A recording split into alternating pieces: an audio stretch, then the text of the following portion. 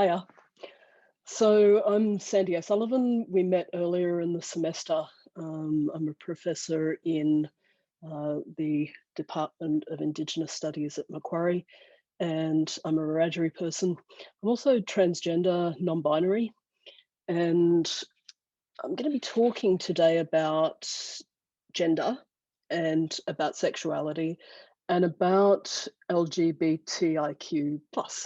And kind of unpacking some of these ideas. So you will have, or you're going to look at a video that I'd recorded a few months ago that's on the colonial project of gender. There's a bit of reading as well for you to do on that. Set a number of resources basically for you to read and look at over the next week. And it's intentionally a bit of a scattergun approach. We're actually even going to talk about the importance of statistics on Monday when we meet.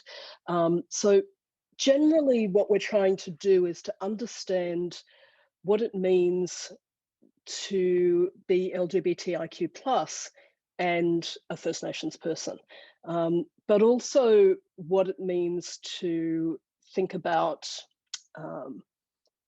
queerness and the way that queerness gets framed in the work that we do in challenging the colonial state and challenging by using anti-colonial practices.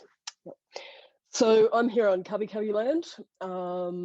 Wherever you are, I really want to acknowledge the traditional and always owners. One of the things that's really crucial to remember is that queerness is not something new. It's not something that just happened.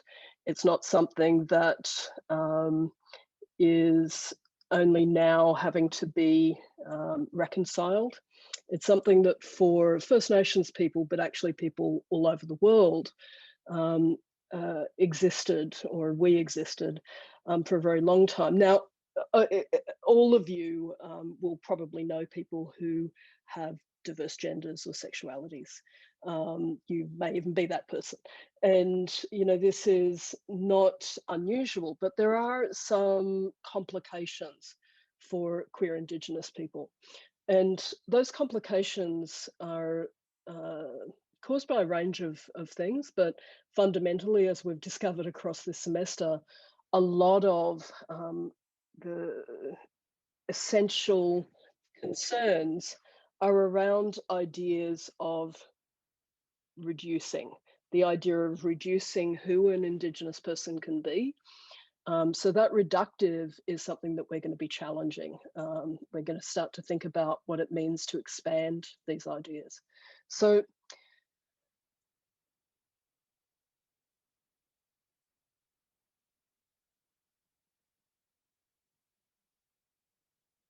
I've just put up on screen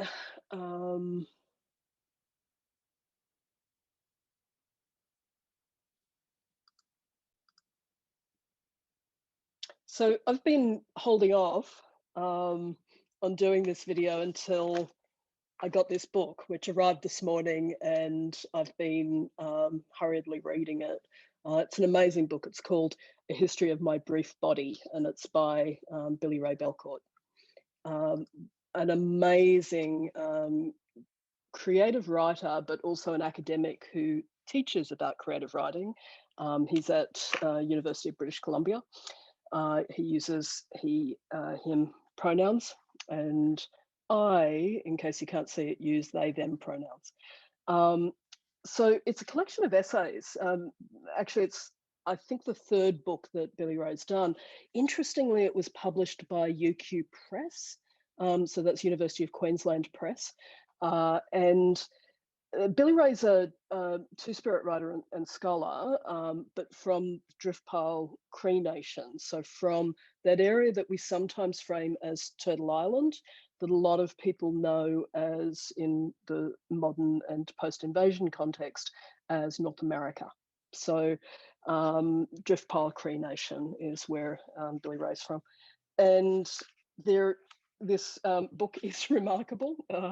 Like a lot of the work that he's written, it's around the idea of the body. There's a piece in here. Again, it's a collection of essays that's actually also called the same as the book, which is A History of My Body. And I'm just going to read a couple of elements from it. A history of my brief body. Let's start with the body, for so much is won and lost and lost and lost there. I was lonely once, and that was all it took. A thick haze, a smothering opacity. This was the loneliness of feeling estranged from one's body and, by extension, the world.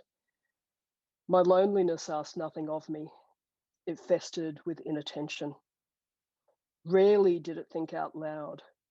I neglected my loneliness and it expanded with animosity. My loneliness grew into a forest atop me. There are over 17 million results when one Googles, is it possible to cry oneself to death? Then further into the work, Billy Ray says, to be queer and Indian is paradoxical in that one is born into a past to which he is also unintelligible. I wasn't born to love myself every day. Yeah. I want to read it all, and also I don't want to read any of it. I want Billy Ray to be reading it. This is an absolutely remarkable body of work. It really is. Part of what he's done is created a series of measures of understanding of who he is. And that's also how he frames it. You know, it's the work is about, in some ways, reconciling, but not that notion of reconciling with a colonial present, but a reconciling within the body of self. And that's really quite remarkable. I'm sorry to say it's not yet available. We'll get it in the library as soon as it's released nationally, which should have been today. So so we'll get it as soon as I can. So Billy Ray writes futures, actually writes futurisms as well, but also writes his own body. Beyond that idea of writing about the body, he also draws that the writing itself could be transformative on the body. That idea that we make worlds that we want to inhabit. So yes, he writes including futurisms, but he also writes about a near future. And he writes about a contextualized past. In thinking about what this means when it comes to queer First Nations peoples, it's really important to consider the implications of both how queer Indigenous people inhabit Indigenous spaces and how we inhabit queer spaces, and then more broadly, how we inhabit the world. You know, these spaces exist. They exist as in a temporal way, but they also exist in an imagined form. So part of what we have to do is to look at the history. And I'm really reminded when I think about Billy Ray's work of Stephen Oliver's work. Stephen is a performer that a lot of people know for black comedy, right? And he's somebody who frames himself as a queer or gay performer. Stephen is really a remarkable I should say is Kukulanji, Wanya, Gangalida, Wapabara, Bunjalang, and Berapai. He's a really a remarkable storyteller, and that's again obviously what he shares with Billy Ray. But this notion that story will not only make an audience understand, but actually reveal a complexity rather than the reduced notion of somebody reading something and going, "I get it." You know, and this is one of the complications of queerness.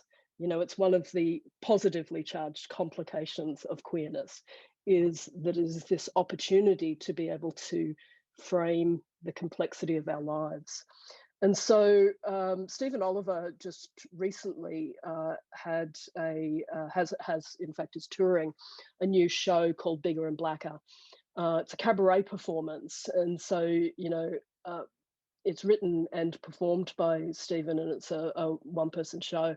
Remarkable journey through, but one of the things that he talks about all the way through it is about queerness, his journey, but he's also fundamentally talking about kinship. He's talking about relationships, and he's talking about relationality.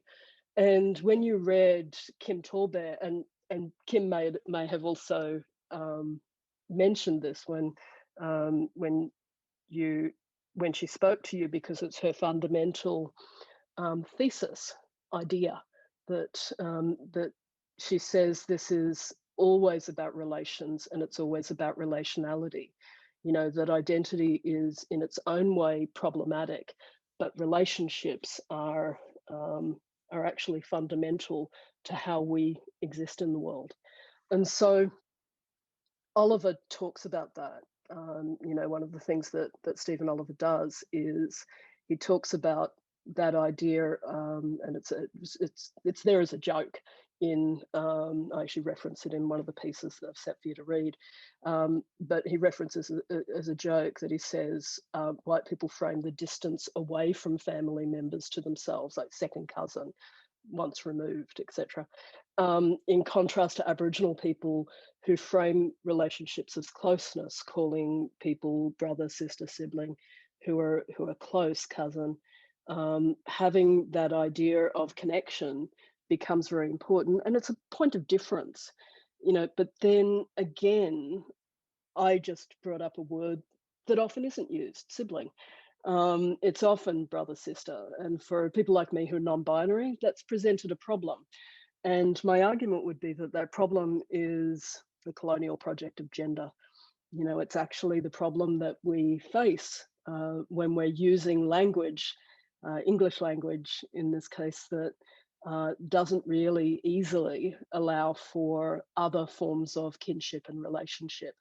And of course, we have hundreds of languages. So if we're talking about having a kinship connection across those languages, isolating it to a single language doesn't necessarily work. I use they, them pronouns, but I also use Gwyn pronoun. And one of the reasons that I use Gwyn as a pronoun is that it is a non-gendered pronoun in Wiradjuri, my language.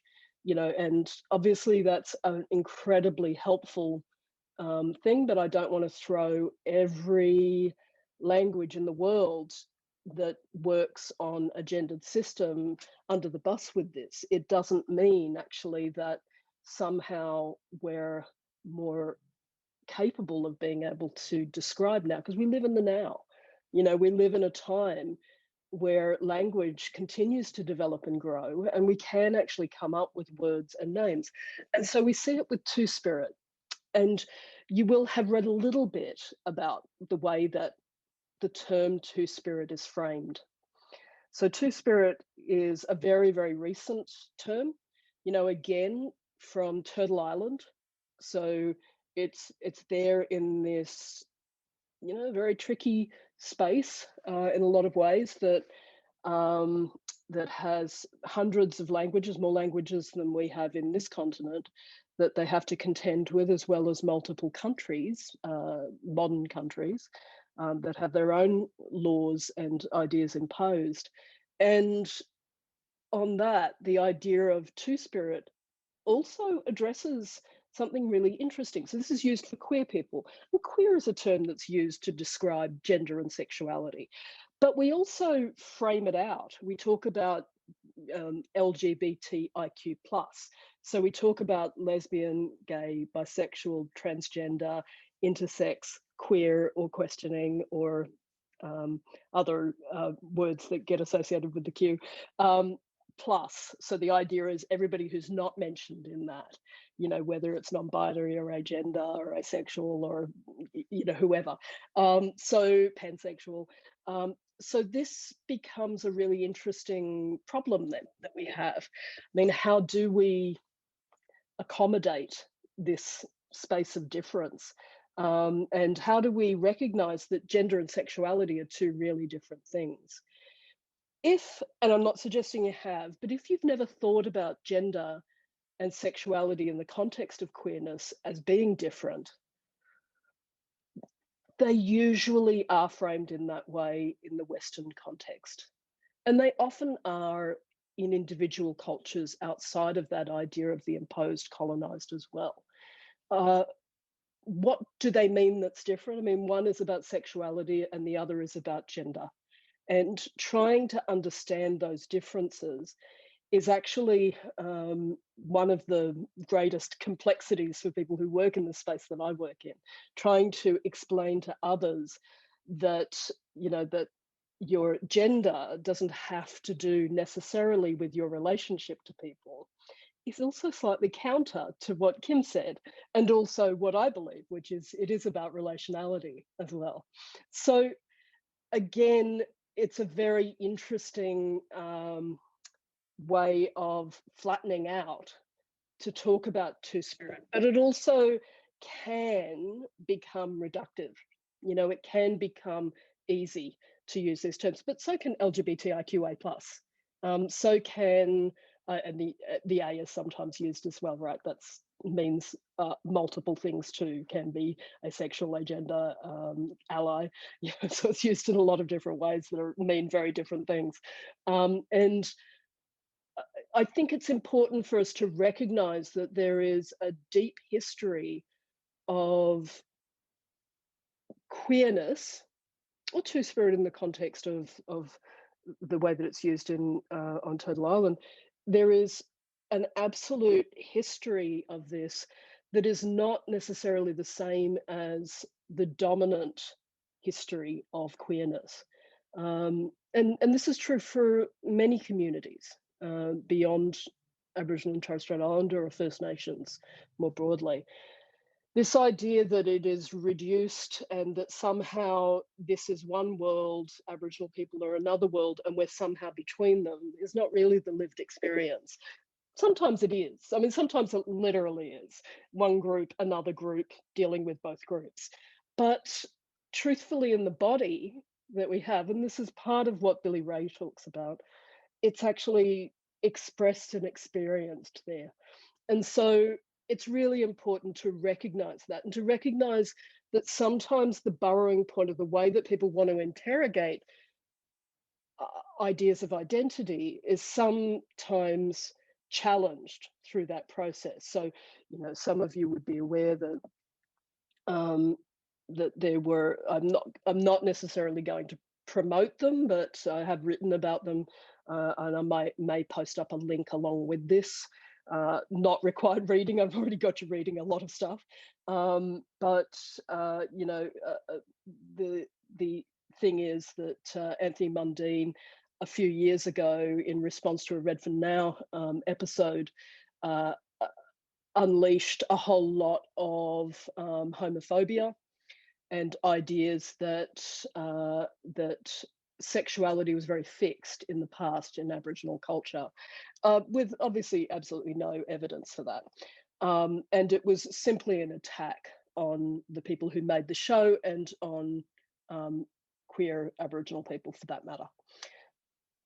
This is often something that gets played out. It's often something that gets promoted. This idea that it's new, that it doesn't belong to us, that somehow it's a colonizing influence. And interestingly, a lot of that is promoted by the church, which is a remarkably substantial colonizing influence. And by the church, I mean the idea of a structure of church that forms the sort of notions of colonization and realities of colonization that you've been exposed to through this. So we're going to talk about this more, but I really want you to start to think about how identity becomes dismissed or dismissive through this idea of the new. So to that end, I want to get you to think about Felipe Rose. Now, Felipe, sometimes known as Philippe, uh, is okay. So I'm 55. I'm the absolute right age range to know very well the village people. But Felipe was framed in the 1970s within the musical group The Village People as the Indian. Now, in fact, um, Rose is, in fact, a First Nations person. In fact, arguably, and that argument is continuing on at the moment on both sides of his family. So he's Lakota on one side, and his other parent was Dano, so from Puerto Rico. So that's the contested site. Dano is often challenged as a First Nations community, inappropriately, in my opinion. But you know, it has continued to be site of contestation. So this is a First Nations people in the area that's now known as Puerto Rico.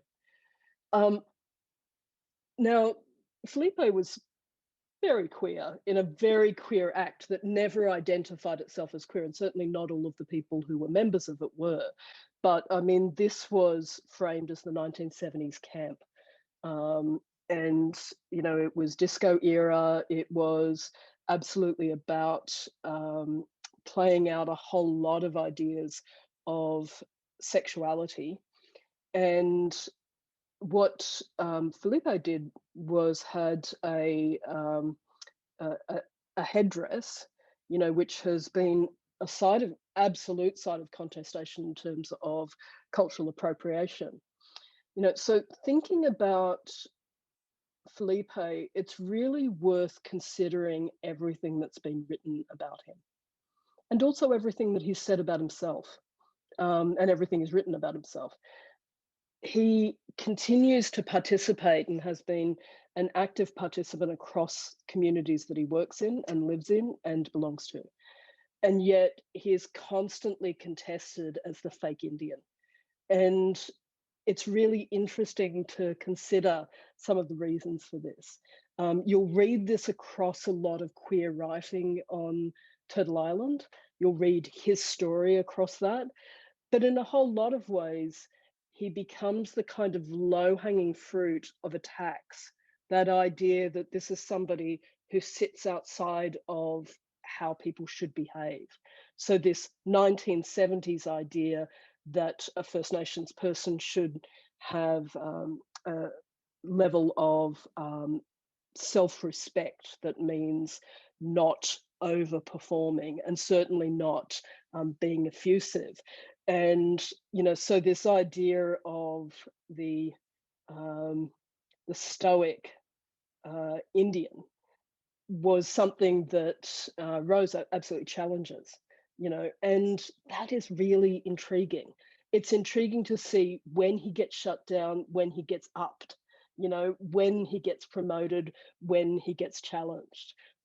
And I think that what we start to see in that is that we start to see how the colonial project tries to manage the idea of queerness. We're going to talk about statistics when we meet.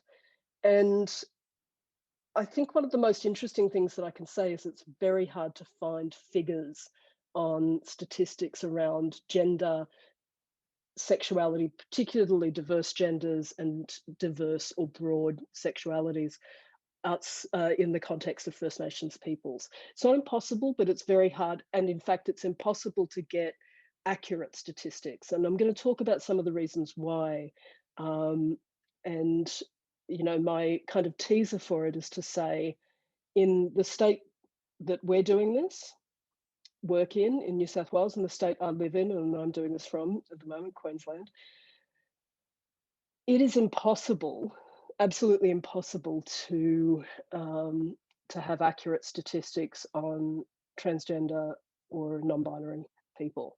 And so our statistics become managed into a binary state. they are managed into a kind of colonial structure of gender. So have a think about that and have a think about how we come up with solutions to it.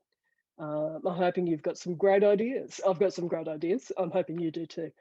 Thanks again. We'll catch up on Monday, and please try and read through everything and see if there's anything that comes up that is outside of the prompts that we're given as well. Thanks again.